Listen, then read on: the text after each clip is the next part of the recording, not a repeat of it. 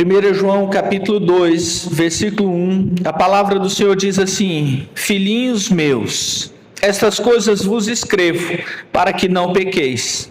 Se todavia alguém pecar, temos advogado junto ao Pai, Jesus Cristo, o justo. Amém? Irmãos, nós estamos vivendo um tempo em que falar de pecado saiu de moda.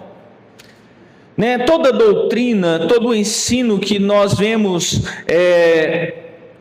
que atrai pessoas, que chama a atenção das pessoas, ele não fala a respeito do pecado, ele não fala a respeito da santificação. E a gente às vezes tende a acreditar que esse ensino, que distorce ou que talvez menospreza a doutrina da santificação, a doutrina da santidade na nossa vida, seja uma realidade dos nossos dias. Muitas pessoas têm se levantado para anunciar um evangelho que a gente chama de graça barata hoje em dia. Uma graça que não exige de nós nenhum comportamento de santificação da nossa vida, que nos permite viver da forma como nós queremos e sem nos comportar de uma maneira que agrade o coração de Deus. Nós nos esquecemos que há um chamado na palavra do Senhor para que nós sejamos santos. Sejam santos porque eu sou santo. Assim o Senhor nos chama a ser.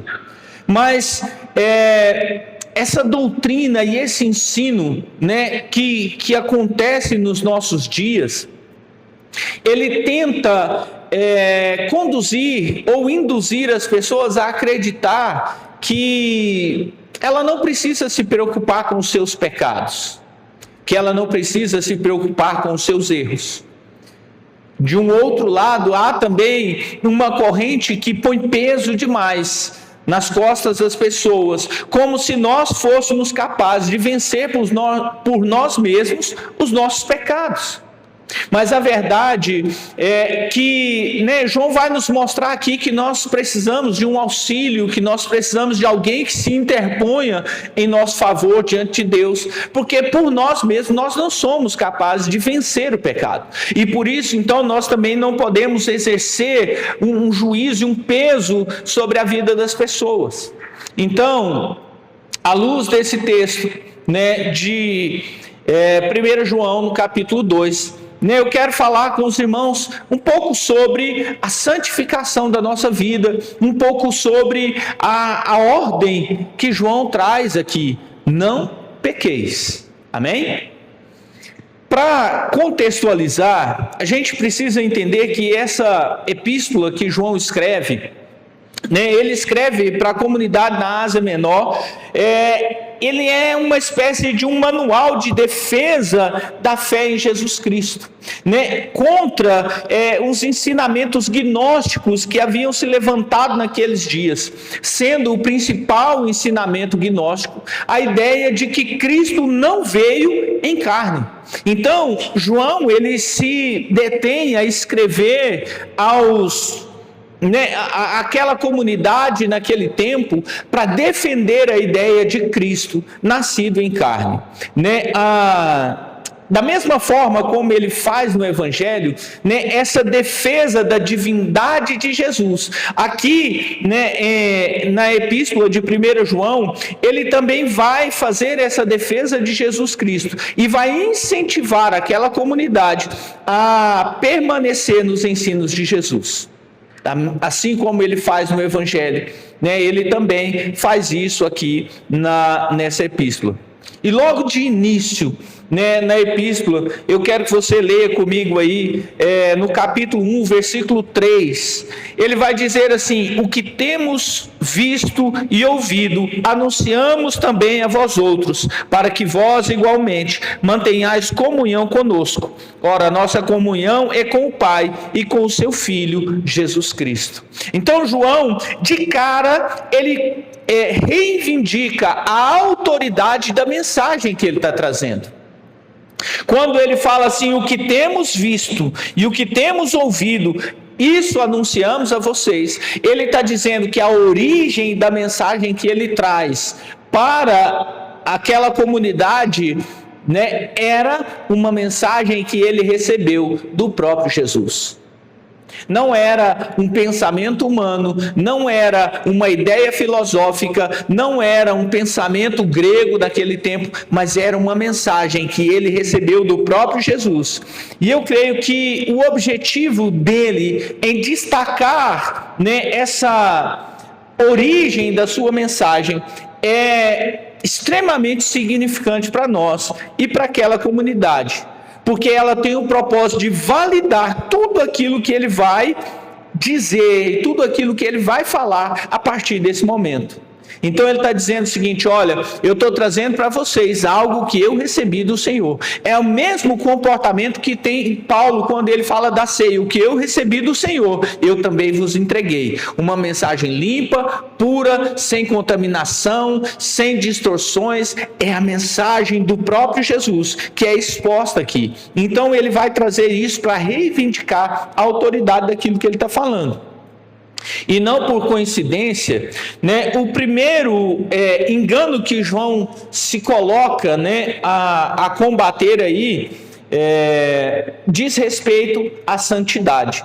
Né? Ele vai dizer que Jesus era santo, era perfeito, porque ele, né, descendia de Deus, né? Então ele defende a santidade de Jesus, porque o pensamento gnóstico naquele tempo, ele defendia que a matéria é má.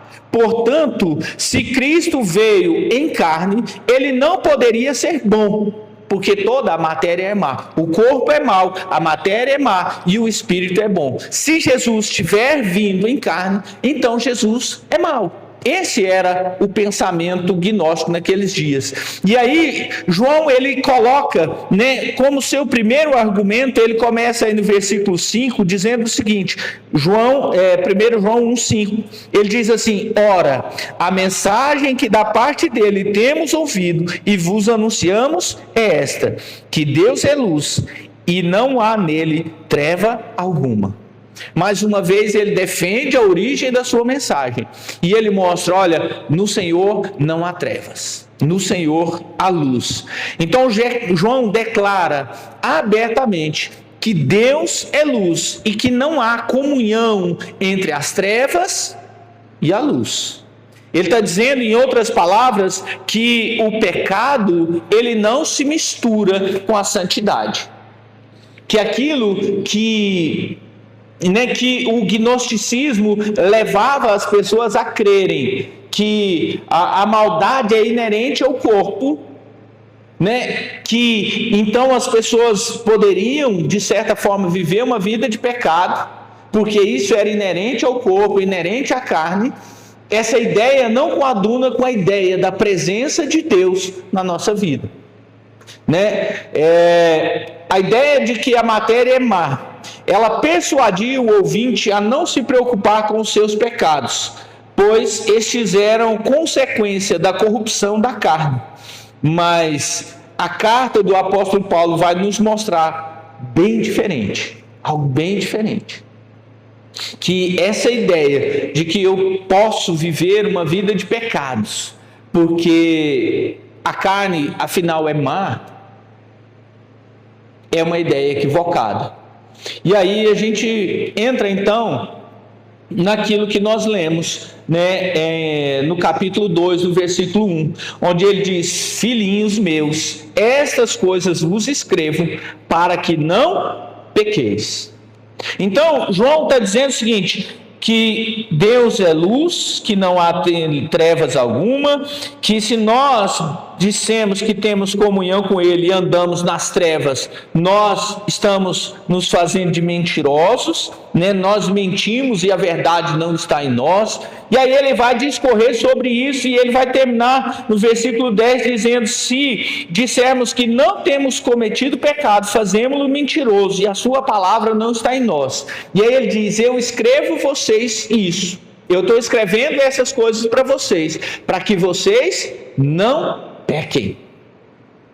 A origem e a regra é: não pequeis. Às vezes a gente pega esse versículo e a gente gosta muito da parte B do versículo.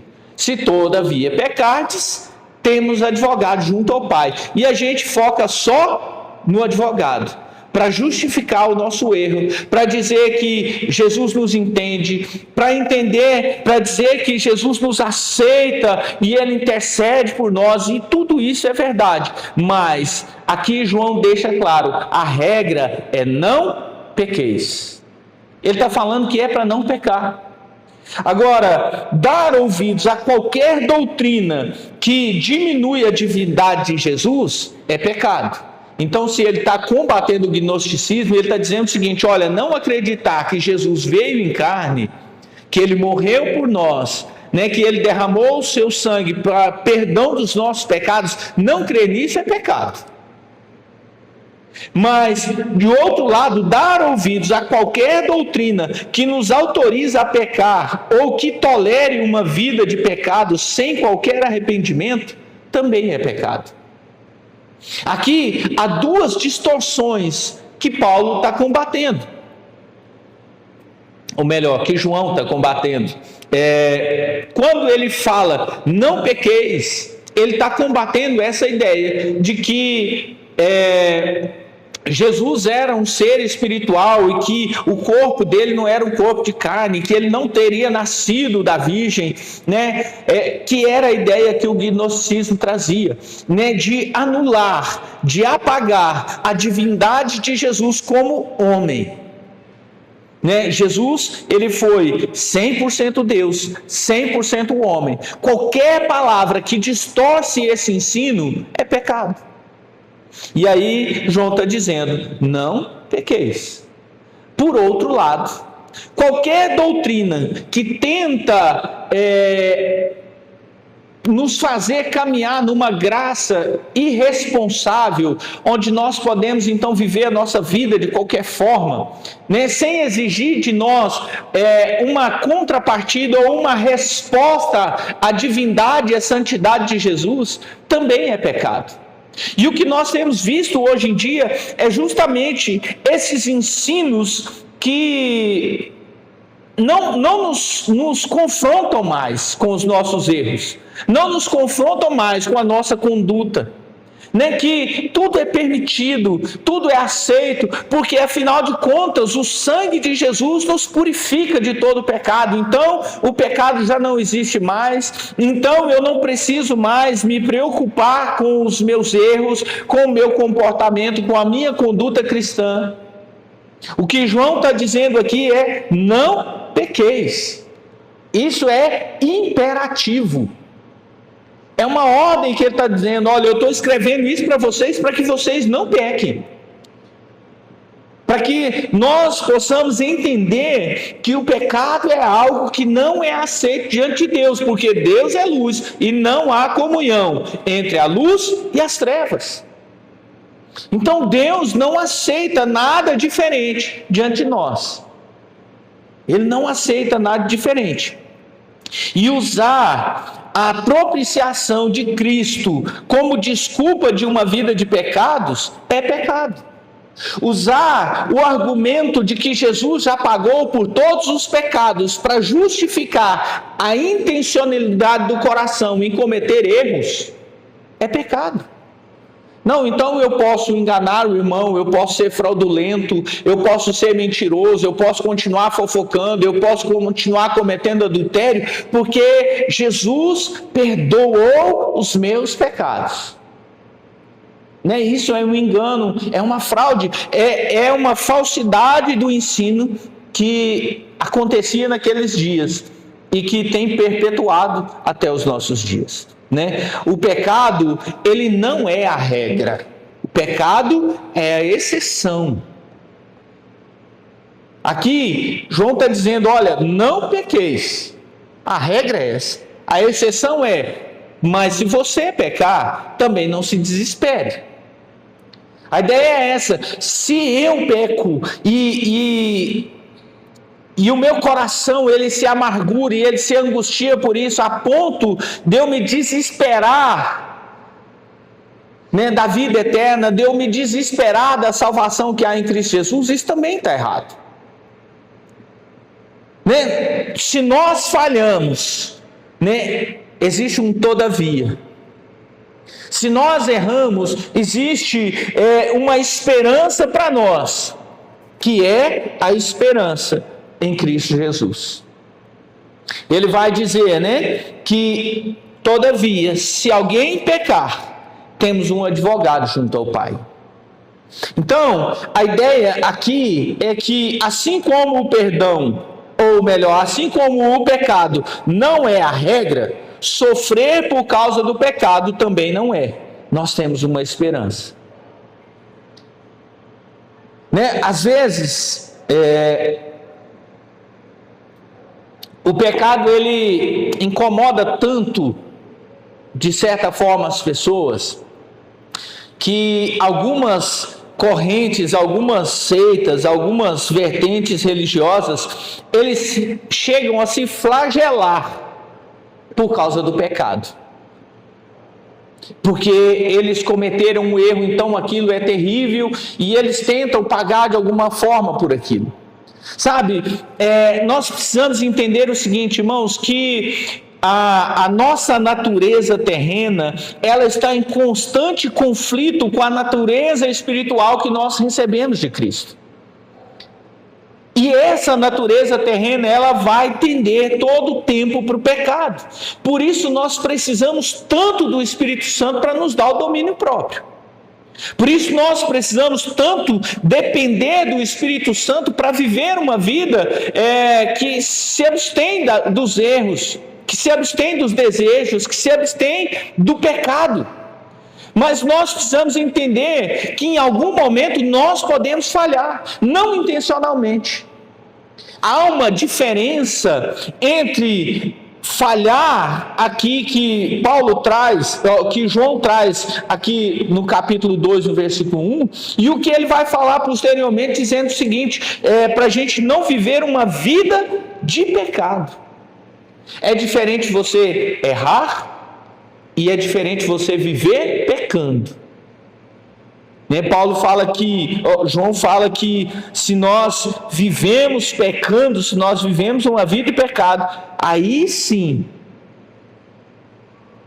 nós estamos falhando com o Senhor. A questão não é um erro, a questão é você deliberadamente fazer e cometer os mesmos erros todos os dias. Amém? Então há uma esperança para nós. O termo que João usa aqui para definir Jesus como advogado, parakletos, que é o termo grego que ele usa, ele faz o sentido de chamado para o lado. Ou seja, Jesus é o nosso advogado, ou seja, é alguém chamado para o nosso lado, é alguém que vai caminhar conosco. Vai muito além da ideia, jurídica, do sentido jurídico de alguém que não tem intimidade conosco, de alguém que tem uma procuração nossa, mas não tem nenhuma responsabilidade conosco para nos representar diante de um juiz. O advogado, no sentido jurídico, ele vai lá defender uma causa e ele vai apresentar todos os argumentos que ele puder, mas ele não se coloca de forma nenhuma no lugar do réu. Jesus não. Jesus, ele caminha conosco.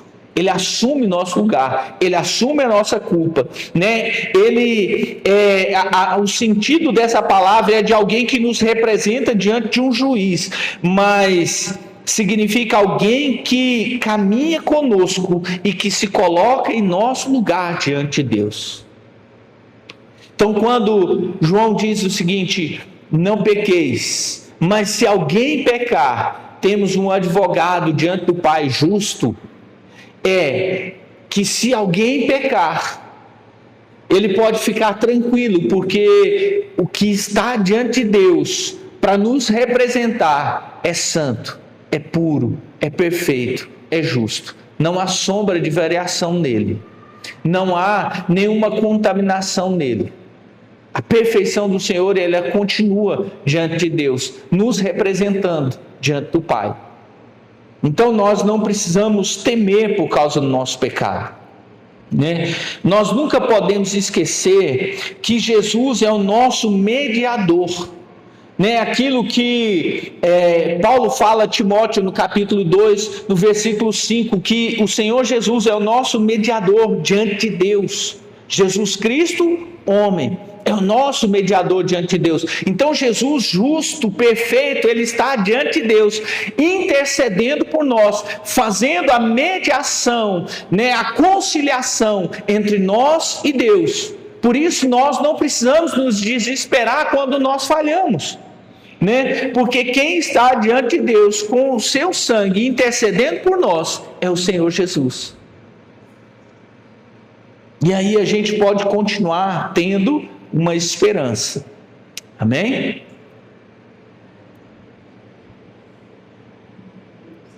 Então o que a gente precisa?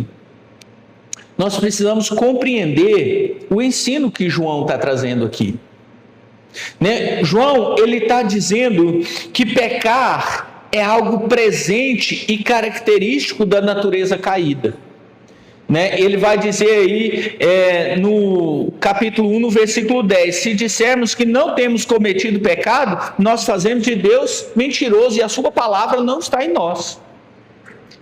Porque a sua palavra diz que todos pecaram e foram destituídos da glória de Deus. Que o ser humano, ele se perdeu de forma integral quando o pecado contaminou a vida do ser humano. E dizer que é diferente disso, que eu não tenho pecado, que eu não cometo pecado, é fazer de Deus mentiroso. Dizer que essa natureza não tem domínio sobre a vida do homem e que não induz ela ao erro, ao pecado, é fazer de Deus mentiroso. A gente precisa entender isso. Agora, né, é muito mais importante que a gente entenda que quando João diz não pequeis, né, ele está nos chamando para uma vida de santidade, né, que implica em nos afastarmos voluntariamente do pecado, ou seja, não viver pecando. Quando João nos chama a não pecar, ele está dizendo para nós precisamos voluntariamente, deliberadamente, nos afastar de tudo aquilo que é pecado. Eu não posso, né, viver a minha vida e me colocar na condição ou na situação de me expor ao erro, ao pecado, sem me preocupar com o que aquilo vai causar na minha vida. Né? A Bíblia é clara em dizer, né, que a gente precisa fugir da aparência do mal. Nós não podemos brincar com aquilo que nos seduz. Nós não podemos brincar com aquilo que nos atrai. Nós não podemos brincar com essas coisas. Nós precisamos nos afastar disso deliberadamente, voluntariamente, intencionalmente. Agora, né, mas isso não significa que em algum momento nós não vamos falhar. Né? Quando João diz não pequeis, ele não está dizendo da impossibilidade de nós errarmos em algum momento.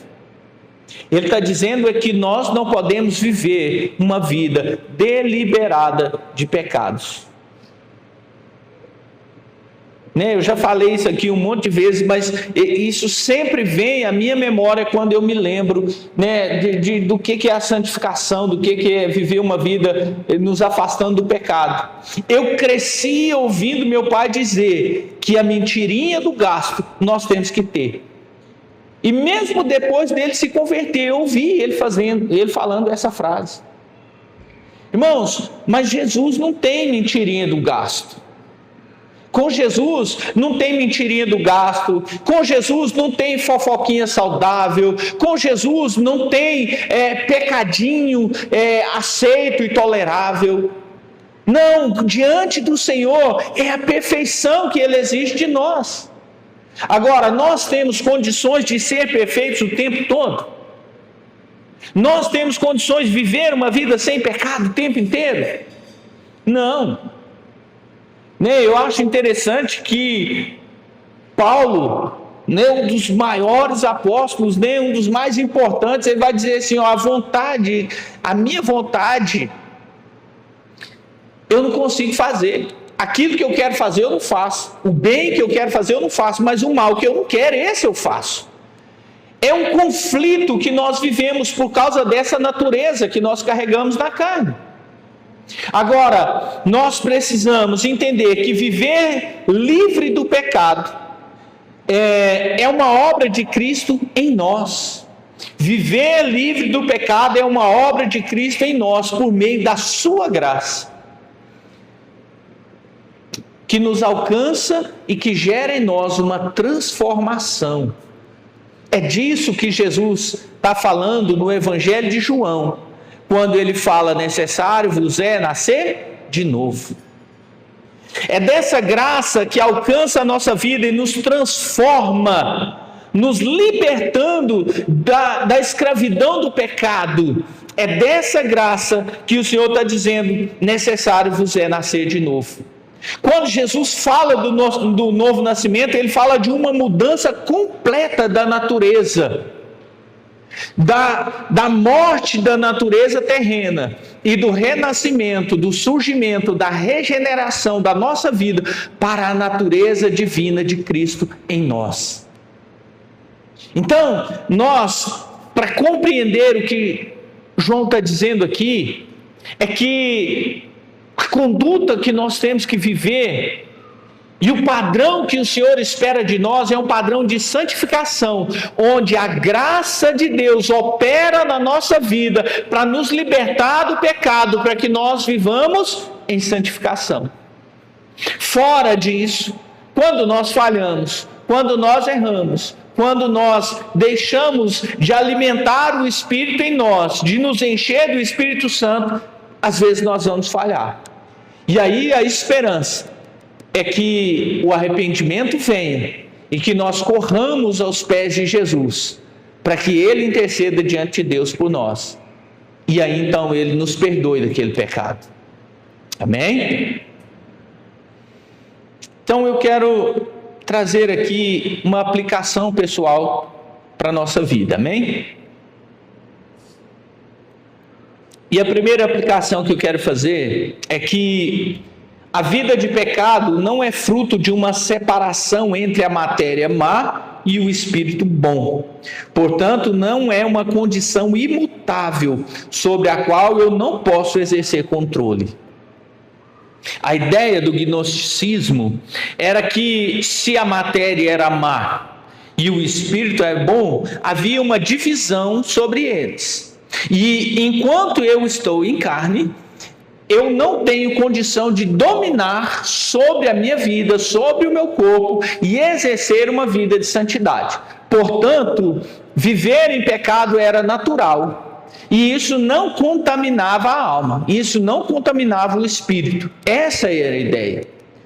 Mas a verdade é que viver uma vida sem pecado, essa vida de pecado, ela não é fruto dessa separação.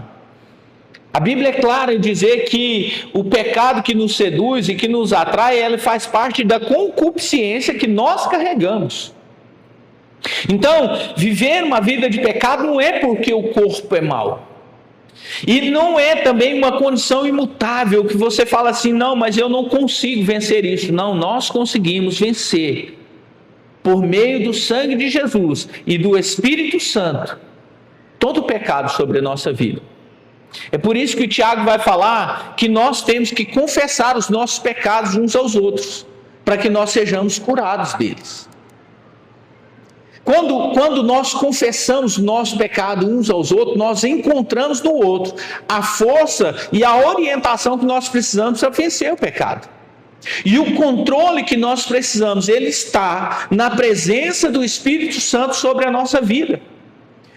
Paulo vai falar lá em Gálatas de uma sequência de obras da carne, mas ele vai falar também de um elemento do fruto do Espírito Santo que está sobre a nossa vida, que é o domínio próprio. A presença do Espírito Santo, ela nos capacita a ter domínio sobre a nossa vida de pecado, sobre os desejos da nossa carne.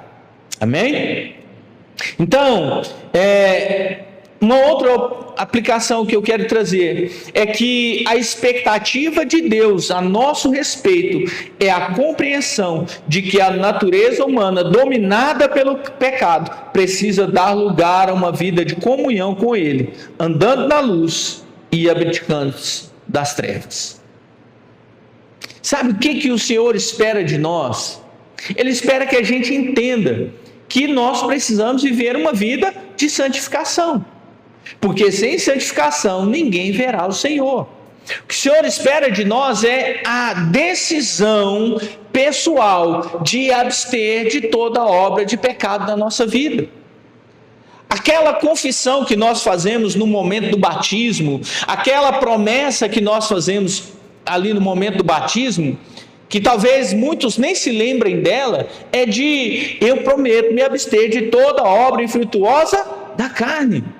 Não é por acaso, é porque essa é a expectativa de Deus a meu e a seu respeito, de que nós vivamos uma vida, entendendo que a natureza humana ela está direcionada para o pecado, mas se nós dermos lugar ao Espírito Santo de Deus, nós vamos poder viver uma vida de santificação. No sábado de manhã, no sábado à tarde, nós estávamos lá na igreja, na tarde de avivamento, e assim, Deus falou claro no meu coração, e Ele fala lá em Efésios 5:18, Paulo vai dizer, não vos embriagueis com vinho, mas enchei-vos do Espírito Santo. Sabe, o Senhor espera que nós possamos dar lugar ao Espírito Santo e a intimidade com Ele na nossa vida. Mas antes de falar isso, Paulo vai elencar um monte de coisa que a gente precisa deixar. Ele vai falar da nossa natureza, ele vai falar dos nossos pecados, ele vai falar do nosso comportamento em sociedade, ele vai falar de uma série de coisas que precisam mudar na nossa vida para que nós sejamos cheios do Espírito Santo. Sabe, nós não vamos ser cheios do Espírito Santo enquanto nós carregarmos aquele pecado de estimação na nossa vida, a fofoca, os desejos carnais, a ganância, a soberba, a vaidade, o orgulho e tantas outras coisas que nos rodeiam tão de perto. Sabe, ser cheio do Espírito Santo é necessário uma limpeza primeiro.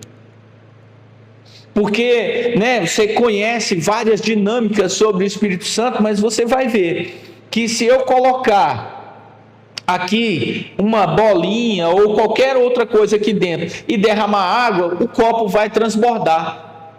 Ele vai ficar cheio até na tampa, mas eu não posso dizer que ele está cheio de água, porque tem outra coisa ocupando o espaço. O que está ocupando o espaço de Deus na sua vida? O que tem ocupado o lugar do Senhor no seu coração? Às vezes a gente acha que o que ocupa o lugar de Deus é só as coisas de pecado na nossa vida, e não é.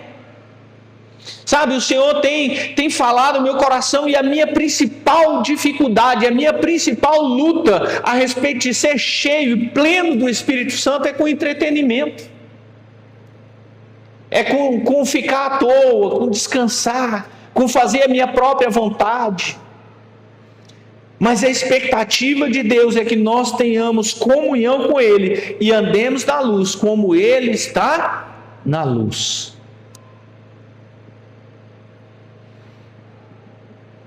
Aqui, João ele vai ensinar para aquela comunidade e para nós que a verdadeira vida cristã não é aquela que se deixa levar pelo pecado, mas aquela que reflete a Cristo por meio da obediência.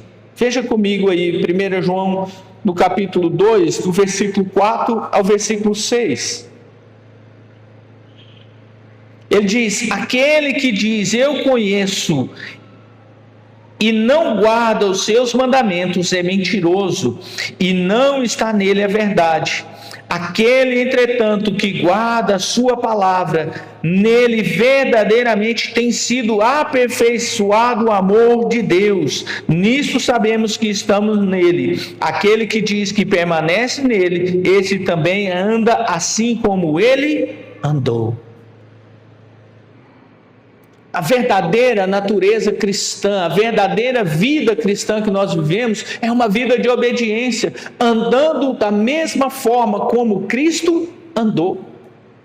Então, se eu falo, né, de viver uma vida cristã plena, perfeita, absoluta, não é aquela vida cheia e carregada de pecado e dizendo não, porque Jesus me perdoou, confiando plenamente, não. Ao contrário, uma vida de obediência, uma vida de se abster do pecado, uma vida de cumprir a palavra de Deus, de guardar os mandamentos de Deus. Essa é a vida cristã que que João está incentivando aqui. Depois, nessa verdadeira vida cristã, é uma vida onde existe o amor entre os irmãos. Veja comigo aí, no capítulo 2, do versículo 9 ao 11, onde João vai dizer: aquele que diz estar na luz e odeia a seu irmão, até agora está nas trevas. Aquele que ama seu irmão permanece na luz, e nele não há nenhum tropeço.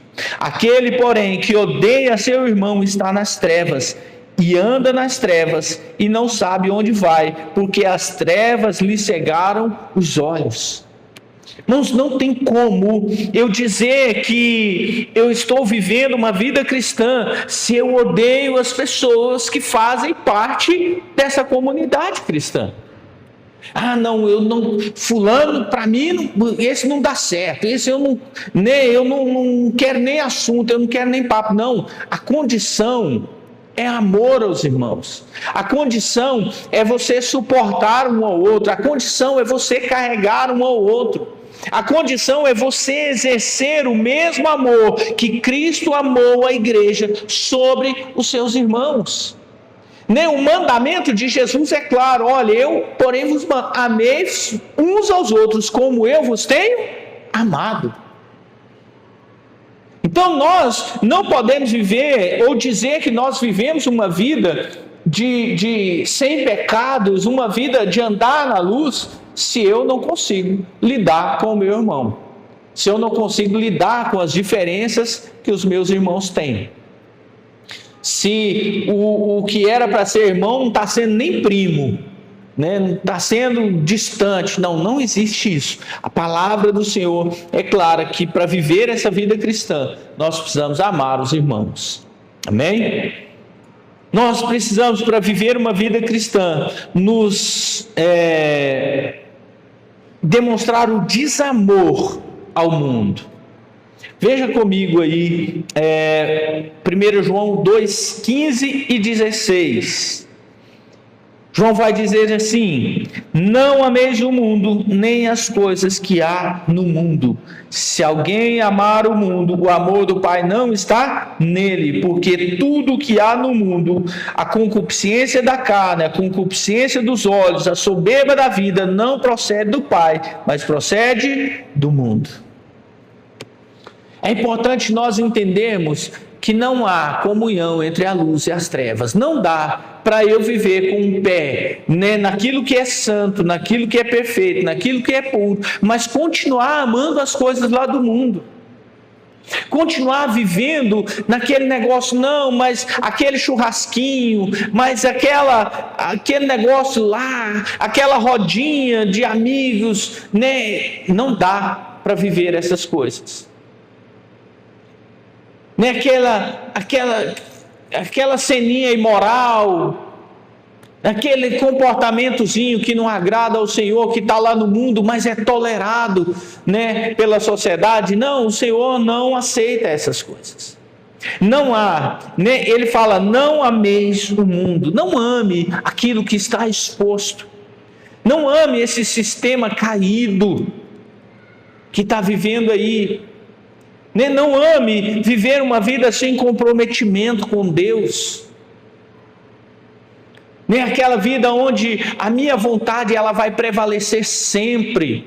Aquilo que eu penso, aquilo que eu acho, Não, o importante é eu ser feliz. Não, o importante é agradar o Senhor. E o Senhor não se agrada de quem ama o mundo. A amizade do mundo é inimizade para com Deus. Quem ama o mundo se torna inimigo de Deus. Então, o verdadeiro cristão, uma verdadeira vida cristã, é uma vida que despreza esse sistema corrompido que está por aí, que não se amolda ao século que está aí, mas ele se transforma pela renovação da sua mente, do seu entendimento.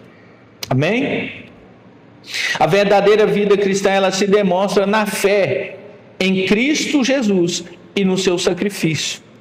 1 João 2, 22 até o 25, ele diz assim: quem é o mentiroso senão aquele que nega que Jesus é o Cristo? Esse é o anticristo, o que nega o Pai e o Filho. Todo aquele que nega o Filho, esse não tem o Pai. E aquele que confessa o Filho tem igualmente o Pai. Permaneça em vós o que ouvistes desde o princípio. Se em vós permanecer o que desde o princípio ouvistes, também permanecereis vós no Filho e no Pai. E esta é a promessa que Ele mesmo nos fez, a vida eterna. Irmãos, a nossa esperança, ela não pode ser apartada da ideia de que Cristo, Ele morreu por nós. A esperança de vida eterna, ela não pode estar apartada na nossa vida do sacrifício que Jesus sofreu ou se entregou por nós na cruz. A ideia aqui, desse ensinamento que corrompia aquela sociedade, é que Jesus, ele não era divino, que o sacrifício de Jesus não era real, que a ressurreição não era real, que a ressurreição para a vida eterna não era real. Aqui, João está deixando claro que para nós vivermos uma vida cristã saudável, nós precisamos dessa fé em Cristo Jesus e no seu sacrifício. Porque se nós perdemos essa esperança, se nós não cremos nisso, na ressurreição, se nós não cremos que Jesus ressuscitou dos mortos, o apóstolo Paulo vai dizer que a nossa esperança é vazia. É inútil. Então nós temos que viver a nossa vida não errando, não cometendo pecado e confiando no sacrifício de Jesus, não nas nossas próprias forças. Amém? E por último, a verdadeira vida cristã, ela se reflete na dependência do Espírito Santo. 1 João 2:27, ele vai dizer para nós: quanto a vós outros, a unção que dele recebestes permanece em vós, e não tendes necessidade de que alguém vos ensine, mas como a sua unção vos ensina a respeito de todas as coisas, e é verdadeira e não é falsa, permanecei nele, como também ele vos ensinou. Nós precisamos aprender, irmãos, a depender do Espírito Santo na nossa vida. Permanecer na unção que nós recebemos do Senhor sobre a nossa vida. Porque Ele nos ensina todas as coisas. Irmãos, como que nós vamos viver uma vida cristã saudável num tempo em que as pessoas têm pregado coisas das mais diversas naturezas, distorcidas daquilo que muitas vezes nós ouvimos, daquilo que é ensinado? A receita está aqui: permaneça em vós a unção que vocês receberam dele.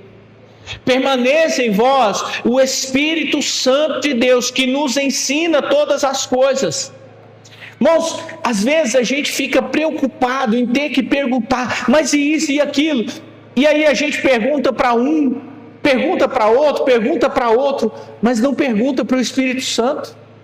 Não pergunta para o Senhor a respeito do que Ele está falando na palavra dEle acerca da nossa vida. Algumas pessoas fazem isso como uma tentativa de encontrar alguém que valide o seu erro, que valide o seu pecado, que valide o desejo do seu coração.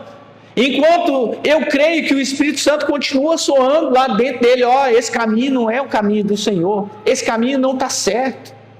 Nem enquanto aquela voz do Senhor, ela continua à nossa direita, nos chamando, olha, este é o caminho, andai nele, este é o caminho, andai nele. E às vezes a gente não quer dar ouvidos. Então, para viver uma vida cristã, sem pecar, nós precisamos permanecer no Espírito. O Espírito Santo precisa permanecer em nós, ele precisa nos guiar a toda a verdade. Jesus, ele falou, olha, o Espírito Santo, que vocês vão receber da parte do Pai, que eu vou enviar para vocês. Quando ele vier, ele vai guiar vocês a toda a verdade. Ele vai vos ensinar tudo o que eu tenho dito, vai fazer lembrar tudo o que eu tenho dito, vai ensinar vocês todas as coisas, tudo que nós precisamos conhecer, tudo que nós precisamos saber para viver uma vida cristã, livre do pecado. O Espírito Santo pode nos ensinar, e a gente precisa depender dele. Então permaneça no Espírito e nós vamos viver essa vida de santificação, livre do pecado. E eu volto a dizer, filhinhos, eu digo a vocês essas coisas para que não pequeis. Eu digo para vocês essas coisas para que vocês entendam que é possível viver uma vida de santidade. Eu digo a vocês essas coisas para que vocês não se martirizem no momento do seu pecado. Mas entenda que Jesus, ele continua sendo misericordioso para conosco. Que se verdadeiramente nós nos arrependemos dos nossos erros, das nossas falhas, nós podemos voltar à presença dele e pedir perdão. Sabe, tem muitas pessoas mortas espiritualmente porque não acreditam no perdão de Deus. Porque acham que o pecado que elas cometeram é grande demais e não pode ser perdoado pelo Senhor. Sabe, não há pecado grande demais. O que há é ausência de arrependimento. O que há é falta de entendimento de quem é Jesus como o nosso advogado junto do Pai. Amém?